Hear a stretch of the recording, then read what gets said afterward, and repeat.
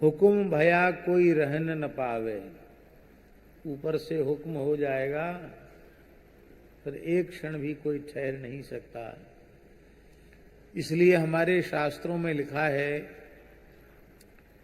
अजरा मरवत प्राज्ञो विद्यामर्थंच चिंतयेत, गृहीत इव केशेषु मृत्युना धर्ममाचरेत।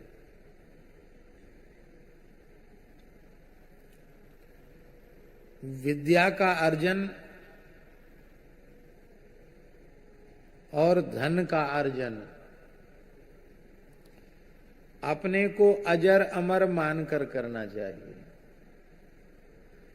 तो यही सोचने लग जाए कि पता नहीं कब मर जाएंगे तो कुछ भी नहीं करेगा, कर्तव्य पालन से विमुख हो जाएगा।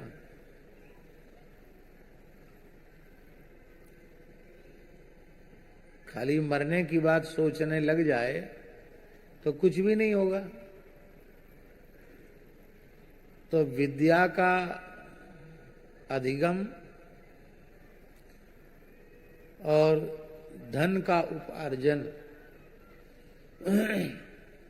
अजर अमर की तरह करे, अपने को अजर अमर की तरह मानकर। और भजन कैसे करे, धर्माचरण कैसे करे? बोले गृहीत इव केशेषु मृत्युना धर्ममाचरेत। मौत ने हमारी चोटी पकड़ रखी है, बाल पकड़ रखे हैं, नंगी तलवार हाथ में ले रखी है। कब मृत्यु काल कबलित बना देगी, कब अपना ग्रास बना लेगी, नहीं कहा जा सकता। इसलिए रेवासा पीठ के प्रतिष्ठापक श्री स्वामी अग्रदेवाचार्य जी महाराज ने कहा है, अगर भजन आतुर करो, जोलो या घट श्वास, नदी किनारे रूखड़ा, जब तब होय विनाश। श्री स्वामी अग्रदेवाचार्य जी कह रहे हैं, व्याकुल होकर भगवत स्मरण करो, व्याकुल हृदय से भगवान का नाम लो। क्यों? क्योंकि जौलो या घट श्वास, जब तक इस घट में श्वास है तब तक ही नामस्मरण संभव है। इसलिए संतों ने कहा, श्वास श्वास में नाम रटू, वृथा श्वास मत खोए, ना जाने या श्वास को आवन होए न होए। इसलिए अगर भजन आतुर करो, जोलो या घट श्वास, जब तक इस घट में श्वास है तभी तक भजन कर सकते हो। ये मनुष्य का शरीर क्या है? नदी किनारे रूखड़ा, जब तब होए विनाश। ये नदी के किनारे का वृक्ष है, किनारे का वृक्ष नहीं है शर्मा जी, नदी की कगार पर लगा हुआ वृक्ष है। कगार जानते किसको कहते हैं? नीचे की मिट्टी बह गई और ऊपर केवल वृक्ष की जड़ों के कारण थोड़ी सी मिट्टी का कुछ अंश जड़ों ने जकड़ा हुआ है और वृक्ष नदी की तरफ झुका हुआ है। कब एक गहरी लहर आएगी, भारी तगड़ी लहर आएगी और वो वृक्ष बह जाएगा, कोई पता नहीं। नदी की कगार पर लगे हुए वृक्ष के समान ये मनुष्य का शरीर है। कोई ये सोचे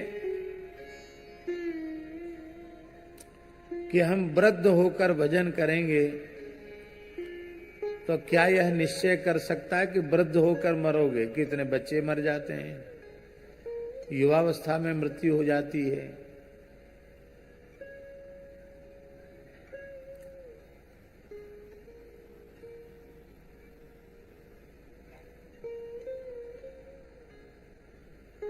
इस दृष्टि से तो बाल्यावस्था से लेके अंतिम श्वास तक भगवत स्मरण करना चाहिए, और व्यवहारिक की दृष्टि से अपने जीवन की आयु के 4 भाग करने चाहिए।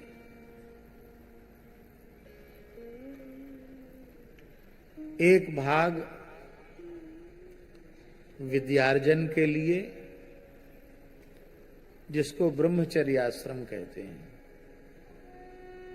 गुरु की उपासना करते हुए ब्रह्मचर्य व्रत का पालन करते हुए धर्म निष्ठा और सदाचार पूर्वक अध्ययन करे, स्वाध्याय करे, ब्रह्मचर्य अवस्था। उसकी आयु 25 वर्ष तक की मानी गई है अधिकतम। इसके बाद गृहस्थाश्रम में प्रवेश करे तो गृहस्थाश्रम की अवधि भी केवल 25 वर्ष की है। तो 25 ब्रह्मचर्याश्रम के और 25 गृहस्थाश्रम के कितने हुए? 50। 50 के बाद कौन सी संख्या आती है? 51। 51 के ऊपर कभी ध्यान दिया? 51 की संख्या में पीछे वन लगा हुआ है। 51, 52 है, सबके पीछे वन है। 53, 54, 55 सबके पीछे वन है। चले जाओ, घर द्वार छोड़ के वन में जाओ। इसका मतलब अब वानप्रस्थ आश्रम का समय हो गया। अब अपने लड़के बच्चों को संभलाओ, न संभालते हो तो मनु जी के पद चिन्हों पर चलो। बरबस राज सुतहि नृपदीना, नारी समेत गवन वन कीना। बरबस, बरबस माने जबरदस्ती दे के चले जाओ। तुम संभालो चाहे मत संभालो, लो हमने दे दिया। फिर कुछ गड़बड़ हो जाए तो हमको मत बुलाना, ना हमसे कहना। और फिर यदि शेष रह जाए तो ये फिर 75 वर्ष की आयु के बाद यदि आपने 50 के बाद घर छोड़कर अथवा घर में ही रहकर एक साधक की जीवनी से जीना आरंभ कर दिया तो फिर 70 के होते ही तर लग जाएगा। तर 70 तर गए, 71, 72, 73।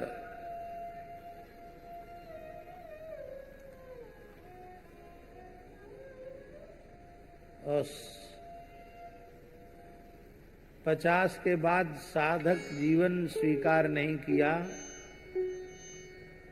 तो 59, 60, पीछे 60 लगता है कि नहीं? 60, 59, 60, 61, 62, बार बार 60, 60, 60, 60, 60। तो तुम 60 हो, 60 गई है बुद्धि, इसलिए वहीं पड़े हो। आप यदि इस प्रकार की चर्या व्यवहार करेंगे तो आपकी आगे आने वाली जो आगे पीढ़ियां हैं वो पीढ़ियां भी उसी पद चिन्हों पर चलेंगी। हमारे पिताजी ने अपने जीवन को ऐसे व्यतीत किया था। गीता भवन ऋषिकेश में रहकर अथवा चित्रकूट में रहकर, अयोध्या में रहकर, वृंदावन में रहकर, जड़खोर गोधाम में रहकर, तो हमको भी अब अपने पिताजी के ही पद चिन्हों पर चलना है। ये अपने मन में विचार करना। कहना नहीं चाहिए, लेकिन फिर भी मन में आ गया तो कह देते हैं। जड़खोर गोधाम की वर्तमान समय में भगवत कृपा से, भगवत शक्ति से, भगवत प्रेरणा से उत्तम व्यवस्था के बारे में निरंतर चिंतनशील बने रहने वाले सज्जन शर्मा जी कलकत्ता के बहुत अच्छे सीईओ में से एक सीए थे और उनका काम बहुत अच्छे से अच्छा चल रहा था कलकत्ते में, और अभी बहुत बड़ी आयु नहीं है, लेकिन और 2 बालक हैं, वो अभी पढ़ ही रहे, उनका विवाह भी नहीं हुआ, संसार का कर्तव्य भी पूरा नहीं हुआ, लेकिन एक झटके में कलकत्ते को छोड़कर अपने संपूर्ण जीवन को गो सेवा में अर्पित कर दिया।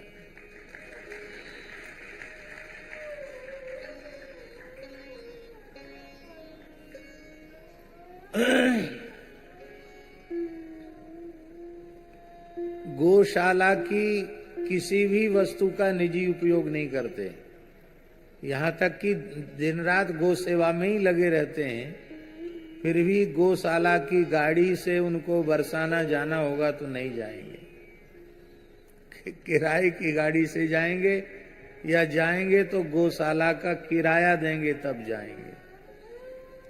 जब बरसाने में उनका निवास नहीं बना था तो जड़खोर गोधाम के कक्ष में रहकर उसकी मासिक सेवा गो सेवा करते थे तब, और गौशाला का एक अन्न का कण भी उन्होंने अब तक नहीं लिया। अपनी जुक्ति मुक्ति से अपना निर्वाह करते हैं।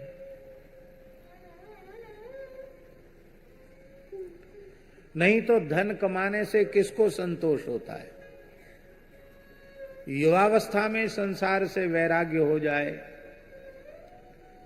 धन से अरुचि हो जाए और तीव्र गति से साधन और सेवा की भावना जग जाए, ये भगवान की अहेतु की कृपा से ही संभव है। पर सच्ची बात है कि इस तरह का निर्णय यदि किसी भाग्यशाली ने कर लिया है तो उसी मनुष्य का जीवन सफल जीवन है, सार्थक जीवन है, आदर्श जीवन है।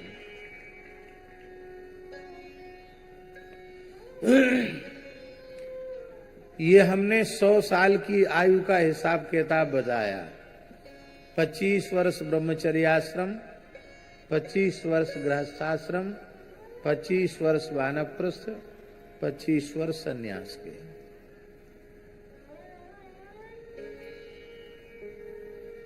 अब 100 साल तो सब जीते नहीं है, जीते हैं सब 100 साल, शताब्दी तो सब पूरी करते नहीं है। तब इस समय आयु का अनुपात 80 तक मानना चाहिए। तो यदि हम 80 वर्ष की आयु अनुपात में माने तो 20 वर्ष तक का गृहस्थाश्रम, ब्रह्मचर्याश्रम, 20 वर्ष तक का गृहस्थाश्रम, फिर 20 वर्ष वानप्रस्थ, 20 वर्ष तीव्र गति से संन्यास, संसार और शरीर से उपराम होकर भजन में लगना, ये संन्यास है।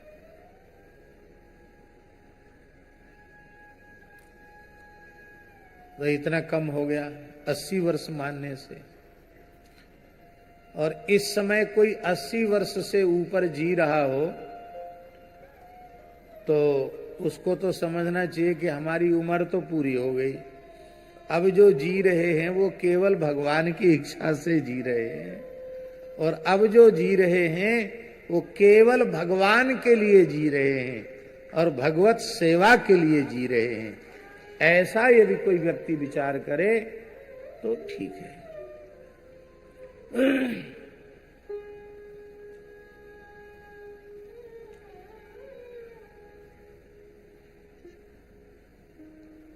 बोलो भक्तवत्सल भगवान की जय।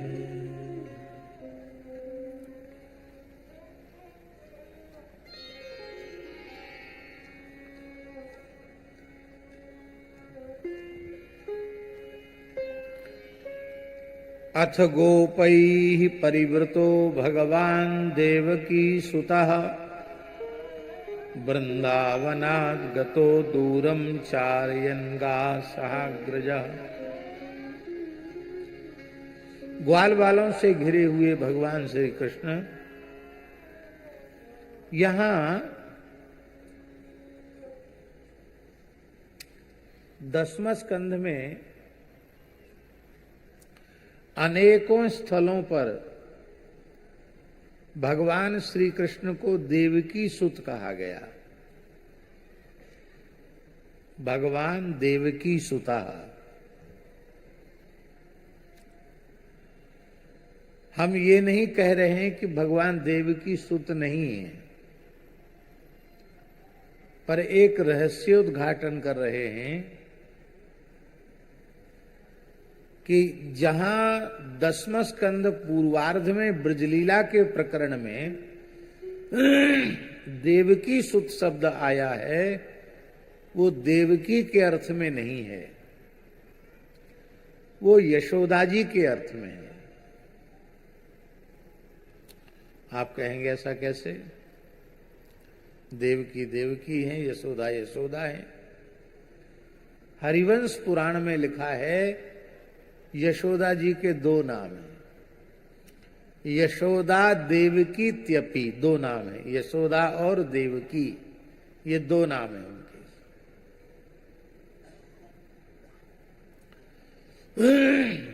आज की सभ्यता तो ये है कि ऐसे ही सब नाम लेके पुकारते हैं, लेकिन हमारी प्राचीन सभ्यता में मनु महाराज ने व्यवस्था बनाई है, नियमावली बनाई है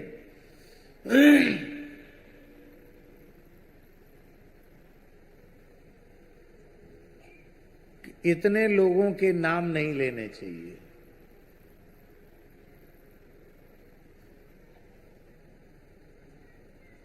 यदि कल्याण की इच्छा है तो इतने नामों के उच्चारण से बचना चाहिए। कौन कौन? ध्यान देकर सुनिए। आत्मनाम, गुरोर्नाम, नामातिक्रपणस्य च, श्रेयस्कामो न गृह्णीयात्, ज्येष्ठापत्य कलत्रयोः। अपना नाम बार बार नहीं लेना चाहिए। बहुत से लोगों का अभ्यास होता है अपना नाम लेकर बात करने का, वो अच्छा नहीं माना जाता है। तब आप कहेंगे अपना नाम कोई पूछेगा तो बताएंगे नहीं क्या नाम? आपका नाम श्री महेश शर्मा जी है और आपसे कोई पूछे तो क्या आप नाम नहीं बताएंगे? बताना चाहिए कि नहीं? हम पूछें आपका क्या नाम है तो आप बताएंगे जो नाम आपका है। फिर मनु महाराज क्यों कह रहे हैं कि अपना नाम नहीं लेना चाहिए? इसका आशय है कि अपना नाम लेने की एक पद्धति है। यदि आप शास्त्र की मर्यादा को जानते हैं, वैदिक हिंदू सनातन की मर्यादा को जानते हैं, तो आप नाम तो बताएंगे, पर किस पद्धति से बताएंगे? वो पद्धति हम आपको बता रहे हैं। आप संस्कृत में बोलेंगे तो आप कहेंगे भगवन महेश शर्मा इति कथयन्ति माम जनाः। इसका अर्थ हुआ भगवन लोग मुझे महेश शर्मा के नाम से जानते हैं, अथवा लोग मुझे महेश शर्मा कहते हैं, अथवा मेरे पिताजी मुझे महेश शर्मा कहते, महेश कहते हैं। इसका मतलब क्या हुआ? इसका मतलब हुआ कि लोग कहते हैं वो मैं दोहरा रहा हूं, मैं अपना नाम नहीं ले रहा हूं। ध्यान में आई बात?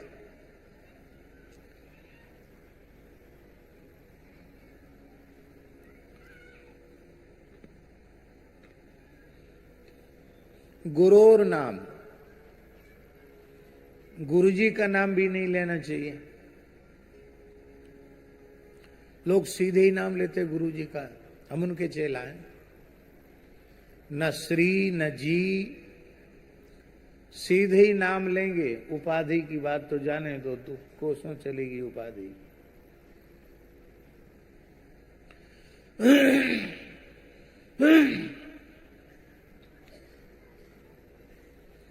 एक सज्जन हमको मिले, ब्राह्मण देवताई थे, विशाल आयोजन था, मध्य प्रदेश नर्मदा क्षेत्र की बात है। तो हमसे उन्होंने कहा, महाराज मैं भद्राचार्य का चेला हूं। तो हमने कि वो कहाँ विराजते हैं, कहाँ रहते हैं? तो उन्होंने कहा तुलसी पीठ वाले। अरे मैंने कहा तुम उनके शिष्य हो तो ऐसे नाम लेना चाहिए तुमको, भारतवर्ष के कितने बड़े विद्वान हैं।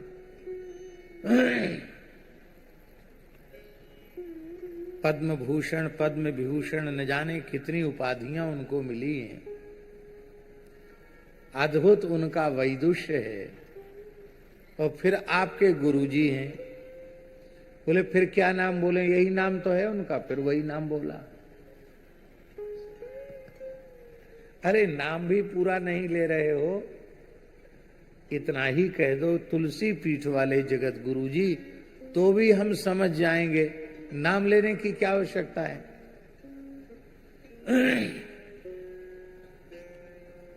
अब रमण रेती वाले महाराज जी कहने से अपने आप लोगों को पता पड़ गया कि किसका नाम ले रहे हैं।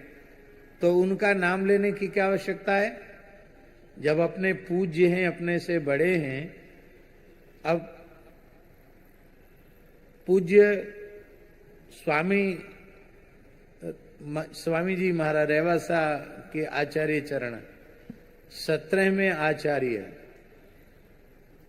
लोग तो ऐसे ही नाम उनका ले देते हैं, लेकिन हम कभी भी बोलते हैं प्रायः तो श्री रेवासा महाराज कह के ही बोलते हैं। रेवासा महाराज, साकेतवासी श्री रेवासा महाराज। तो पता तो चल गया कि रेवासा महाराज का मतलब किसका नाम लिया जा रहा है। अपने पूज्य जनों का नाम संकेत में या लेना भी पड़े तो अनंत श्री संपन्न श्री अग्रपीठाधीश्वर जगत गुरु श्री स्वामी राघवाचार्य जी महाराज वेदांती रेवासा धाम, यस ऐसा लो। लेकिन बिना मर्यादा के बड़ों का नाम लेना अच्छा नहीं है। और एक का नाम नहीं लेना चाहिए। किसका नाम? नामातिकृपणस्य च, जो कृपण नहीं अति कृपण हो, भारी कंजूस हो, उस कंजूस आदमी का नाम जानते हुए भी मुंह से उच्चारण नहीं करना चाहिए। सीताराम राधे श्याम करके बुला लो तो अच्छा है, नाम उसका जिह्वा पे नहीं आना चाहिए। और कम से कम सवेरे शाम को तो नहीं ही लेना चाहिए। अतिकृपण, अतिकृपण भी बड़े विचित्र होते हैं। अब सुनी है, हम तो सुनी सुनाई बात सुना रहे हैं आपको दृष्टांत के रूप में। कोई श्रीमंत व्यक्ति थे, मारवाड़ी थे, राजस्थानी थे, और गए ब्रज दर्शन करने के लिए। तो मथुरा में विश्राम घाट पर आचमन करने लगे। तो वहां तो पंडा जी तैयार रहे थे संकल्प कराने वाले। तुरंत पंडा जी आ गए। वो समझते थे कि पास संकल्प बोलते कहेंगे दक्षिणा लाओ, और दक्षिणा आज तक कभी किसी को दी ही नहीं, तो कैसे दें? अपने अभ्यास को क्यों बिगाड़ें? अपनी प्रतिज्ञा भंग क्यों करें कि जीवन में केवल लेना ही लेना है, देना किसी को है ही नहीं। तो बोले नहीं नहीं, हम तो ऐसी आचमन कर रहे हैं, हमको संकल्प की जरूरत नहीं। अरे बोले जजमान संकल्प करेगा तो पूरा पुण्य मिलेगा। बोले हमको पूरा पुण्य नहीं चाहिए, हमको तो आप पधारें, हाथ जोड़ते हैं आपके पधारें। बोले यहां तो आचमन करेगो तो संकल्प करनो पड़ेगो। क्यों? तो पंडित जी बोले जी घाट का तेरे बाप को है।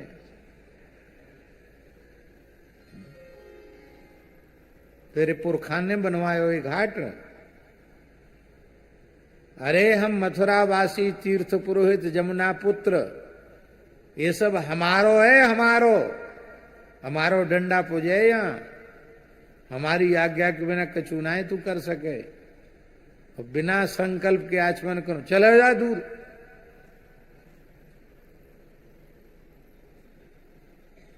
जबरदस्ती संकल्प बोला, ला दक्षिणा।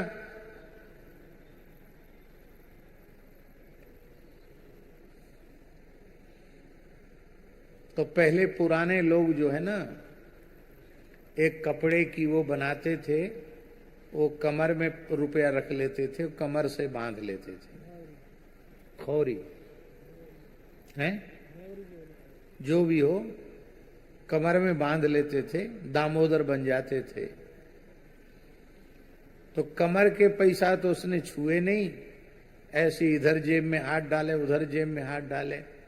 बोले पंडित जी क्या बतावें, आप नाराज मत होना, पैसा तो इस समय बिल्कुल एक पैसा भी नहीं मेरे पास। बोले कोई बात नहीं,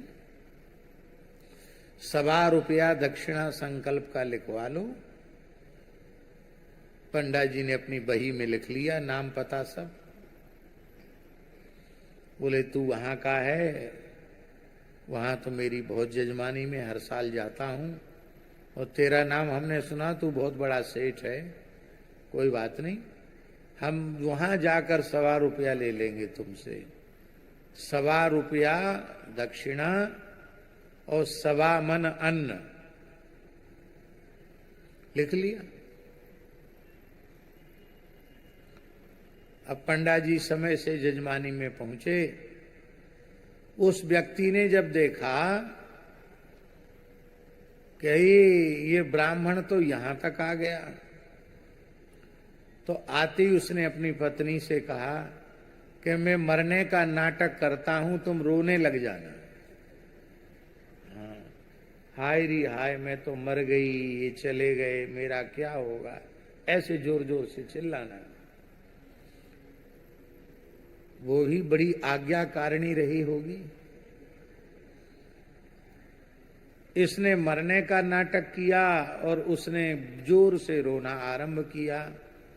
पंडित जी बोले भाई क्या बात है, क्या हुआ? कहे तो ये तो पधार गए। उसने सोचा कि अभी तक तो कुछ नहीं था, मेरे घर में पैर रखते ही पधार गए, ऐसा कैसे हो सकता है? तो बोले तो ठीक है, कोई बात नहीं, हमारा पैर ही इतना खराब है कि हमारे आते ही भगत जी पधार गए, हमें तो उनसे कुछ दान दक्षिणा लेनी थी, हिसाब किताब बकाया था, कोई बात नहीं, मर गए तो अब क्या है, अब बिना उनका संस्कार कराए हम जाएंगे नहीं। क्योंकि हम मथुरा से आए हैं, तो हमारी उपस्थिति में विधि पूर्वक अंत्येष्टि हो जाएगी, तो ये कम से कम अच्छे लोकों में जाएंगे। बैठ गए, अपना झोला झंटरा वहीं पटक के बैठ गए। गृहिणी ने कहा कि वो तो कहता अंत्येष्टि करा के जाएंगे। अरे बोले अब काम धंधा हमसे होता नहीं है, घर में रोटी बिगाड़ते हैं, फूंक ताप दो, कोई चिंता की बात है, पर देंगे नहीं। हाँ, वो ही पता नहीं कैसी पतिव्रता रही होगी, पुत्र भी कैसे आज्ञाकारी रहे होंगे, जीवित बाप को ही अर्थी में बांध के राम नाम सत्य है, गोपाल नाम सत्य है, सत्य बोलो गत्य है। पंडित जी पीछे पीछे चले। जैसे ही गांव के बाहर स्मशान में उनको लेके गए, तो पंडित जी का हृदय पसीज गया। बोले ये मरने के लिए तैयार हो गया, पर 1.25 रुपया और 1.25 मन अन्न देने के लिए तैयार नहीं है। उसके नाम पर प्राण देना चाहता है, पर किसी ब्राह्मण का कुछ सत्कार नहीं कर सकता। तो हम भले ही त्रिकाल संध्या नहीं 6 काल संध्या करें तो भी इतने बड़े कंजूस का दान तो हम नहीं पचा पाएंगे। तो ब्राह्मण ने सोचा कि हमारी ब्राह्मणता भी लगता है बहुत फीकी रह जाएगी। तो उन्होंने कहा देखो एक उपाय है, शायद ये जीवित हो जाए। अरे महाराज बड़ी कृपा की बात है, हम मंत्र जानते हैं, और नहीं तो फिर हम बढ़िया इनका अंत्येष्टि विधान तो कराएंगे ही। सब दूर हट जाओ। सबको दूर हटा दिया। धीरे से कान में कहा कि हमने बही में जो लिखा है ना तुम्हारा नाम कि 1.25 रुपया और 1.25 मन अन्न, उसको हम काट देते हैं, तुम मरो मत, घर चलो। इतना सुनते ही वो मरा तो था ही नहीं, चिता से उठ के बैठ गया। लोग यही समझ रहे थे कि अरे भाई ब्राह्मण देवता ने पता नहीं कौन सा मंत्र फूंका और ये मरे हुए जिंदा हो गए सेठ जी। उसने कहा ये लकड़ी वकड़ी सब ले चलो, बेच देंगे अपने, कोई बात नहीं। स्मशान से लकड़ी कोई उठा के नहीं ले जाते ना, उठा ले गए। इस कोटि के कोई कंजूस हों और शाम सवेरे उनका नाम लेने की आवश्यकता पड़ जाए तो सीताराम राधे श्याम कह के उनको पुकारना, नाम मत लेना। चले ही उनका नाम भले ही अच्छे से अच्छा नाम क्यों ना हो, नाम मत लेना। नामातिकृपण से जो, और किसका नाम नहीं लेना चाहिए? अपने बड़े पुत्र का नाम नहीं लेना चाहिए। ज्येष्ठ पुत्र का, पुराने घरों में आपने देखा होगा बड़े को दादा, दाऊ, भैया ऐसा कुछ संबोधन करते थे, पिता भी उसका नाम नहीं लेते थे। ज्येष्ठ संतान का नाम नहीं लेना, ये उसका आदर है। और कलत्र, कलत्र माने धर्म पत्नी का नाम भी नहीं लेना चाहिए। क्यों नहीं लेना चाहिए? क्योंकि वह ग्रह लक्ष्मी है।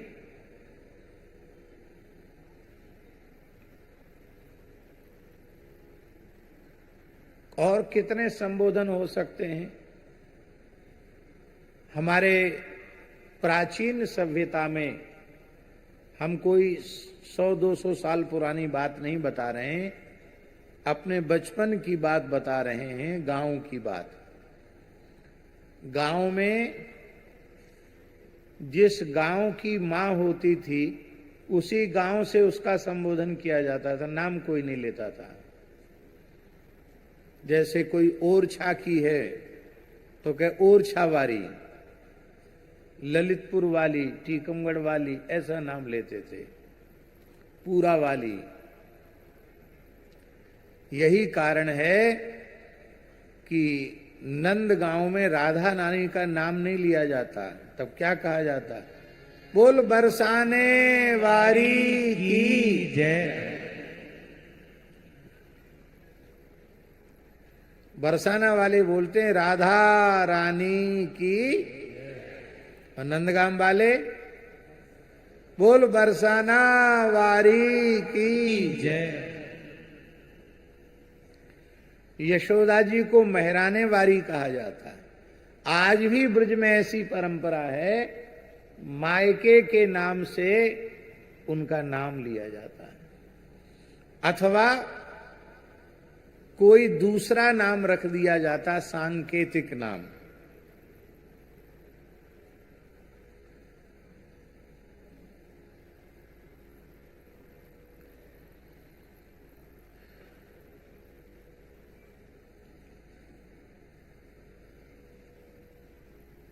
कैसी सभ्यता रही होगी। लोग कहते पुराने लोग कम पढ़े लिखे थे, लेकिन शास्त्रों की मर्यादाओं का अक्षर सब पालन करते थे। जेठ का नाम नहीं लेती, देवर का भी नाम नहीं लेती, आदर के कारण। तो लजीले, सजीले, चटकीले, मटकीले ऐसा नाम रख देती और उन्हीं नाम से उनका संबोधन कर दिया जाता। और उसमें रस होता था, उसको उनको प्रसन्नता होती थी कि हमारी भाभी ने हमको चटकीले कहकर पुकारा, हमको मटकीले कहकर पुकारा, तो उनको रस का उसमें रस निष्पत्ति होती थी।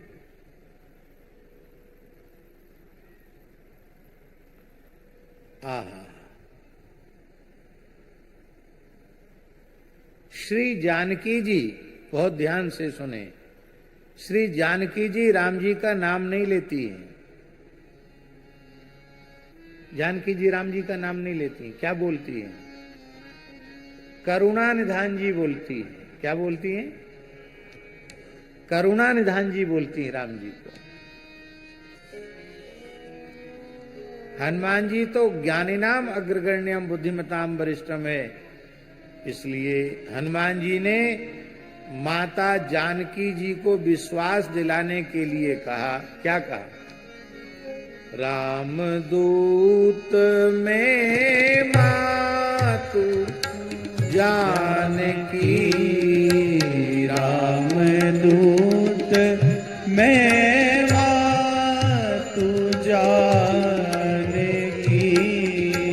सत्य शपथ करुणा निधान की, सत्य शपथ करुणा निधान की। करुणा निधान की सत्य शपथ लेकर मैं कहता हूं राम जी का दूत हूं।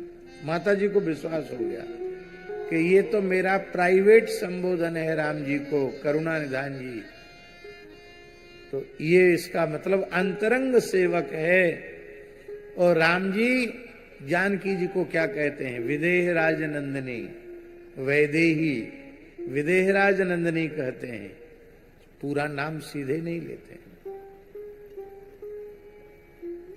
अब घरों में ऐसे नाम पुकारते हैं, पत्नी पति का नाम पुकारेगी, रमेश,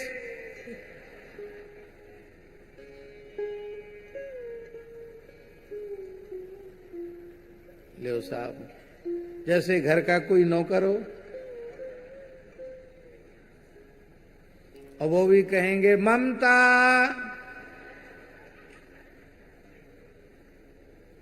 चाहे घर की कोई नौकरानी हो। गृह स्वामी को नौकर बना दिया और गृह स्वामिनी को नौकरानी बना दिया। ये आधुनिक सभ्यता है, प्राचीन सभ्यता ये नहीं। तो हमारी जो सभ्यता है सनातन सभ्यता, उस सनातन सभ्यता के अनुसार अनेक बातें। अब देखिए, छोटे छोटे गांव में भी बच्ची थोड़ी सी सयानी हो गई, थोड़ी सी का मतलब 12-13 वर्ष की भी हो गई, तो हमने अपनी आंखों से देखा, माता कहती ए सिर ढक के जाओ, हैं? कहते कि नहीं? माता जी कहते थे कि नहीं आपके बचपन में? खुले सिर से मत जाओ। और सब माताओं ने केस खोल दिए, सिर खोल दिया। द्रौपदी ने तो कारण विशेष से केस खोले थे, भाई जब तक कुरुकुल का संहार नहीं हो जाएगा तब तक हम केस नहीं बांधेंगे।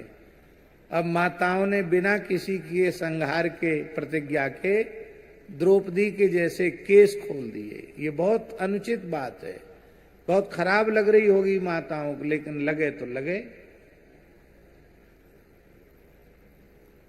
वेणी गुंथन करना चाहिए, खुले केस रखना सौभाग्यवती माताओं के लिए शोभनीय नहीं है। सिर नंगा रखना ये भी माताओं के लिए शोभनीय नहीं है। आपने देखा गुरुद्वारों में कोई भी माता के मस्तक का, खाली मस्तक का दर्शन नहीं करेंगे, सबके यहां दुपट्टा होगा, कपड़ा बांधेंगे, दुपट्टा रखेंगे।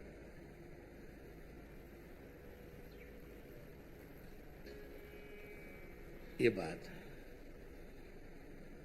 तो प्राचीन सभ्यता ही वस्तुतः सबसे श्रेष्ठ सभ्यता थी। तो यशोदा जी का जो नाम वस्तुतः देवकी है, लेकिन देवकी उनका कुंडली का नाम है और वे ब्रजरानी हैं। ब्रजराज नंद जी की गृहिणी हैं, ब्रजरानी हैं। तो ब्रजरानी को उनका देवकी नाम क्यों लिया जाए, इसलिए सब उनका उपनाम उच्चारण करते हैं, यशोदा। यशोदा माने सबको यश देने वाली, किसी को अपयश नहीं देती, किसी को बुरा नहीं कहती। बहुत ध्यान से सुनने की बात है।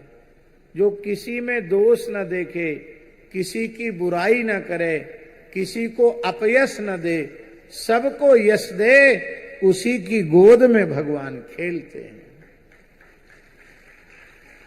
बहुत से लोगों का स्वभाव होता किसी को किसी की बड़ाई करने की बात तो दूर है, किसी की बड़ाई सुन नहीं सकते, किसी की प्रशंसा सुनने का उनको अभ्यास नहीं। ये ठीक नहीं है।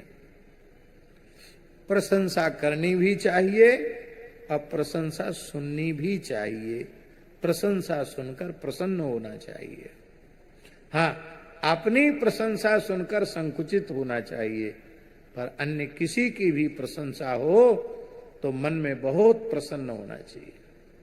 हमारे एक जड़खोर गोधाम के समर्पित गोभक्त हैं दिल्ली वाले राजेश जी, एक दिन कथा में भी आए थे। श्री कृष्ण गौशाला में भी समर्पित भाव से दिल्ली में सेवा करते हैं और लंबे समय तक राल गौशाला में भी उन्होंने समर्पित भाव से सेवा की। अभी भी निरंतर उनका गौ सेवा का चिंतन बना रहता है। उनकी एक विशेषता हमने देखी, उनके मुंह से मैंने आज तक किसी की बुराई नहीं सुनी। हर व्यक्ति की इतनी बड़ाई करते हैं, इतनी बड़ाई करते हैं कि किसी को तो गैया लत जाए दूध न दे, पर वे इतनी बड़ाई कर देते हैं कि बैल को भी दोह लेते हैं। हाँ, इतनी बड़ाई कर देते हैं कि कंजूस आदमी के भी मन में आ जाता कि कुछ न कुछ सेवा कर ही देनी चाहिए। अच्छी बात है। तो राम जी, यशोदा सबको यश देती हैं, किसी को अपयश नहीं देती हैं, इसलिए उनका नाम यशोदा। तो हमने ये बात कही, अब हमको कभी एक बार मूल पारायण करते समय लिखना पड़ेगा कि 10वें स्कंध में कितनी जगह देवकी, यशोदा जी का देवकी नाम आया है। तो यहां भी देवकी नाम आया है। अथ गोपैः परिवृतो भगवान देवकी सुता वृंदावनात् गतो दूरम चारयन् गाः साग्रजा। वृंदावन से दूर गैया चराते हुए बलदेव जी के सहित चले गए। भयंकर गर्मी थी, उस गर्मी के कारण सब बड़े व्याकुल हो गए और उस समय घने सघन वृक्ष वो छत्ते का काम कर रहे थे। भगवान श्री कृष्ण ने वृक्षों को छाया करते देखकर अपने सखाओं का संबोधन करते हुए कहा, हे स्तोक कृष्ण, हे अंशु, हे श्रीदामा, हे सुबल, हे अर्जुन, हे विशाल, हे ऋषभ, हे तेजस्वी, हे देवप्रस्थ, हे वरुथप, हे प्यारे मित्रों, ये वृक्ष कितने अद्भुत हैं। यह जो श्लोक हैं वो भगवान श्री कृष्ण के द्वारा वृक्षों के स्तवन में है, वृक्षों के गुणगान में है। और हम समझते हैं कि आज प्रकृति पर्यावरण की रक्षा करने का भाव जिनका है उनको भगवान के इन वाक्यों का प्रचार प्रसार अवश्य करना चाहिए।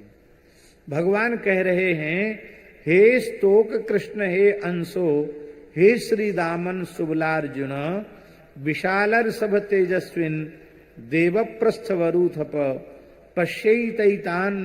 पश्यतैतान महाभागान परार्थई कांत जीवितान बात वर्षा तप हिमान सहंतो वारयंतिना। भगवान कह रहे हैं कि हे मेरे प्यारे मित्रों, इन वृक्षों का जीवन वस्तुतः सफल है, श्रेष्ठ जीवन है, सबसे श्रेष्ठ जीवन है, क्योंकि इन वृक्षों के द्वारा सभी प्राणियों को सहारा मिलता है, प्राणियों का जीवन निर्वाह होता है। जैसे किसी सज्जन पुरुष के द्वार पर कोई याचक आता है तो खाली हाथ नहीं लौटता, इसी प्रकार से इन वृक्षों के निकट जो आता है उसको कुछ न कुछ ये वृक्ष देते अवश्य हैं। अरे कुछ नहीं देंगे तो शीतल छाया दे देंगे, ठंडक दे देंगे, कुछ न कुछ ये देते अवश्य हैं। ये अपने पत्ते से, फूल से, फल से, छाया से, जड़ से, छाल से, लकड़ी से, गंध से, गोंद से, राख से, कोयला से, अंकुर से, अपनी कौपलों से भी संपूर्ण संसार की सेवा करते।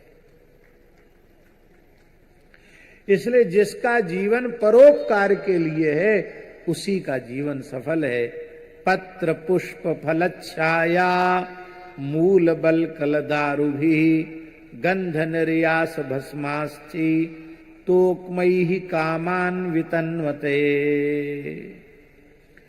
इसलिए हे प्यारे मित्रों, संसार में प्राणी तो बहुत हैं, लेकिन उनका जीवन केवल अपनी स्वार्थ पूर्ति में लगा हुआ है। इसलिए ज्ञानवान, विवेकवान, विचारवान मनुष्य होने पर भी उनका जन्म व्यर्थ है।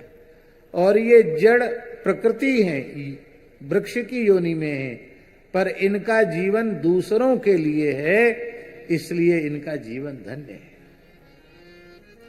भगवान कहते हैं, हे मेरे प्यारे मित्रों, संसार में प्राणी तो बहुत हैं, परंतु उनके जीवन की सफलता इतने में है कि जहां तक हो सके अपने धन से, अपने विवेक से, अपने विचार से, अपनी वाणी से, अपने प्राणों से ऐसे काम करें जिससे सबकी भलाई होती हो, दूसरों की भलाई होती हो।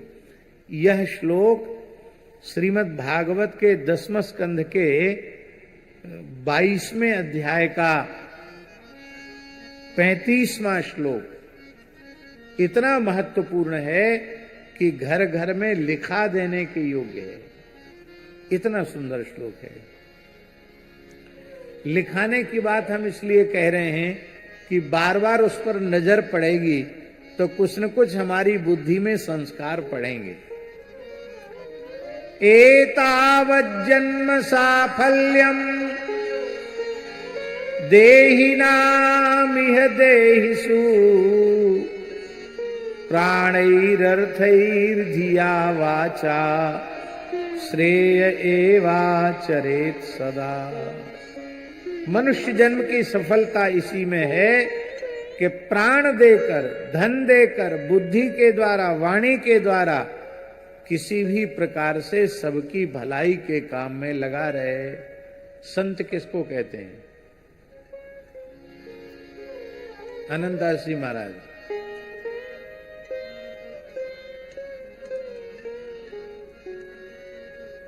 लाल कपड़े वाले को कि सफेद कपड़े वाले को कि पीला कपड़े वाले को कि काला कपड़े वाले को कि खड़ा तिलक लगाने वाले को कि आड़ा तिलक लगाने वाले को कि तिलक न लगाने वाले को, दंड लिए रहने वाले को या दंड न लिए रहने वाले को किसको कहते हैं? ये सब संप्रदायों के चिन्ह हैं, सब प्रशंसनीय है, आदरणीय है, किंतु संत की परिभाषा है। आइए आइए, संत की बात चल रही थी। देवलिया के महंत श्री जगदीश दास जी महाराज कृपा पूर्वक पधारे हैं, हम उनका स्वागत करते हैं। पर उपकार बचन मन काया, पर उपकार वचन मन काया, पर उपकार वचन मन काया, पर उपकार वचन मन काया। संत सहज स्वभाव ठगराया, संत सहज स्वभाव ठगराया। पर उपकार वचन मन काया, पर उपकार वचन मन काया। संत सहज स्वभाव खगराया, संत सहज स्वभाव ठगराया। ये मनवाणी क्रिया से परोपकार में लगा रहे। सब देवताओं की अलग अलग प्रियता है राकेश जी। गणेशो मोदक प्रिया, गणेश जी को लड्डू प्रिय है, इसलिए लिखा यो मोदक सहस्रेण यजति सवांछित फलम वाप्नोति। 1000 लड्डू अर्पित करते उसको वांछित फल की प्राप्ति होती है। एक एक नाम से एक एक लड्डू।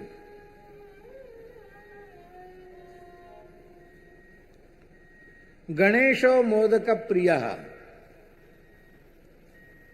सूर्य को क्या प्रिय है?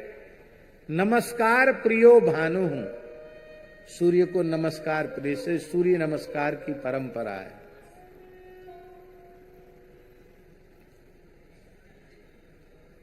भगवती को क्या प्रिय है?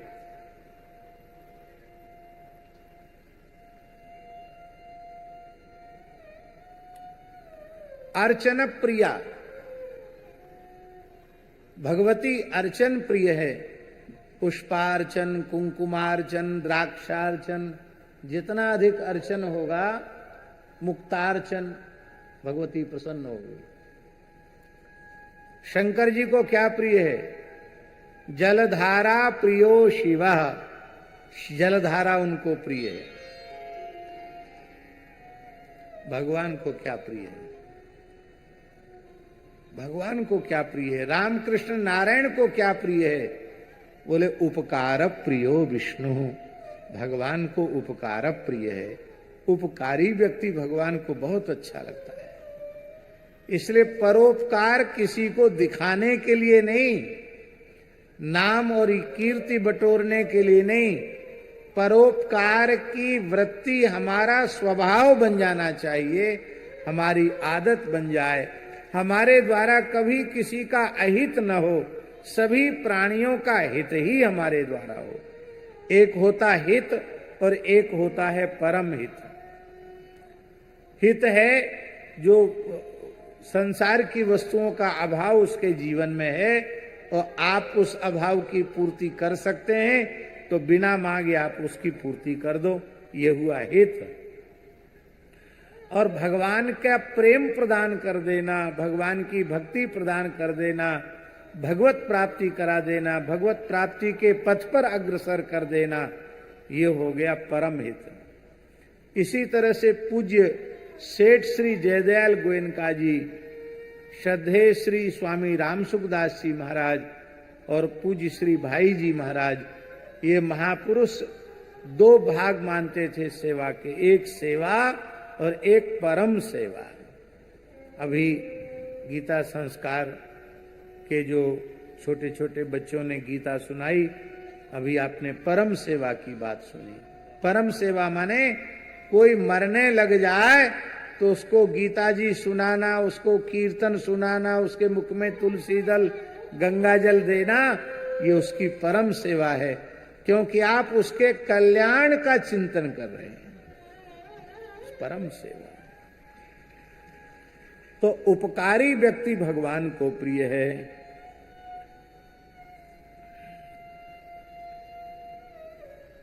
यहां लिखा है कि वो वृक्ष ऐसे झुक रहे हैं भगवान श्री कृष्ण के चरणों में, तरुणाम नम्र शाखा नाम मध्य यमुनांगता।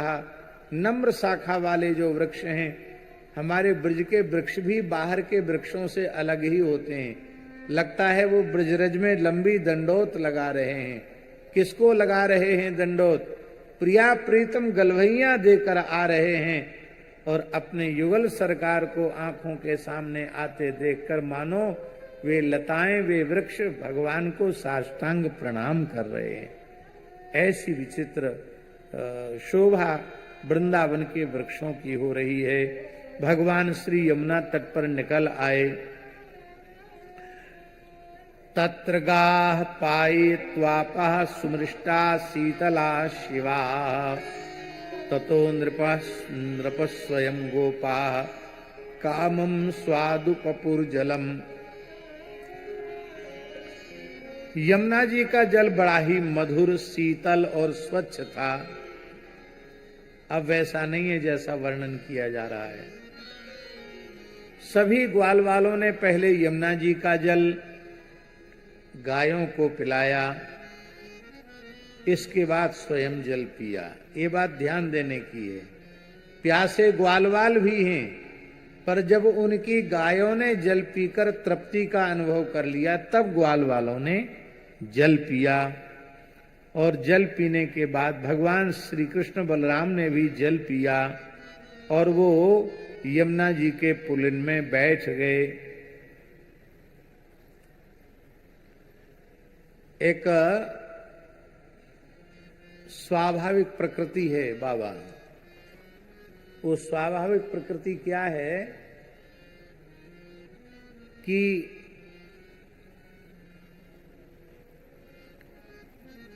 आप कहीं से चल के आए हो, गर्मी से थोड़े परेशान हो, प्यास लग रही हो और आप 1 गिलास 1.5 गिलास पानी पी लो, तो थोड़ी देर बैठने के बाद, प्यास बुझने के बाद फिर भूख लगती है। इसलिए आयुर्वेद भी कहता है कि भोजन के आधा पौन घंटे पहले जल पीना चाहिए, जिससे भूख बढ़िया से लग आवे। तो गर्मी से व्याकुल तो थे ही, चलकर वहां तक पहुंचे थे और अब जल भी पी लिया। यमुना जी का सुंदर जल पिया तो सबको बड़ी जोर की भूख लगी।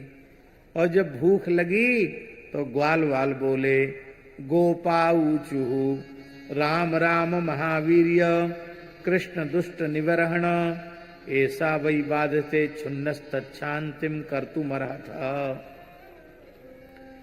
हे बलराम जी महाराज, हे नयनाभिराम बलराम जी, हे महाबलवान श्री कृष्ण, आपने अनेकन दुष्टन को मार्यो।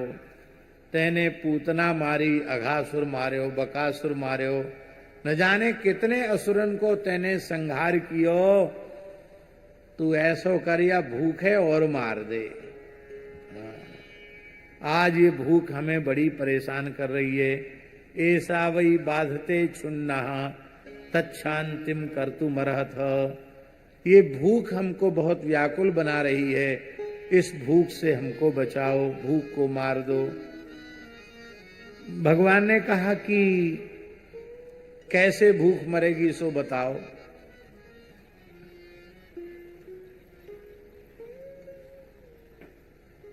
ग्वाल वाल बोले,